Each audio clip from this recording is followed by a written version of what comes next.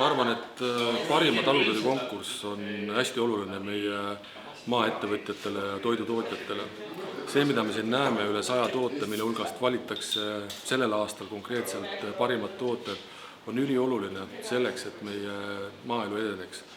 Need inimesed on väga palju vaeva näinud, kes need tooted on teinud ja oluline on ka see, et need eksperdid, hindajad, kes siin täna kohal on, et nad annaksid ka nendele ettevõtjatele tagasisidet, mis oli suurepärane, mis oli maksimaalselt hea ja mida võiks parandada, sest selle kaudu on võimalik tootearendust teha ja loomulikult iga endast lugupidav kaubanduskett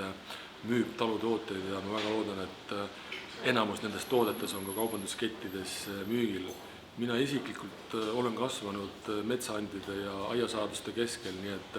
minule sõna talu ja talutoit on olulise erilise tähendusega. Soovin kõigile tegijatele jõudu ja jaksu ja ärge jätke jonni. Me vajame seda toitu, me tahame seda tunnustada ja tahame seda tarbida, et olge tugevad. Mis võib-olla see aasta siin konkursil kõige huvitavam oli see, et need tasakaal, et jooke oli põhimõtteliselt ligi pool, et nii alkohoolsed pool kui ka siis mittealkohoolsed jooke, et päris huvitav, et kui teada on Eestis piimatööstus ja piimatooted on väga levinud, siis tegelikult neid oli ka palju, lihatooted oli üllatavalt natuke vähe, aga domineerisid ikkagi joogid, et tundub, et taluettevõtetes selline joogitööstus on üks praegu selline vedav jõud ja tõesti väga üllatavaid kombinatsioone, muidugi kohalikud marjad eelkõige, mis on ka populaarsed maailmas, et selles mõttes oli päris palju selliseid üllatavaid maitsekombinatsioone.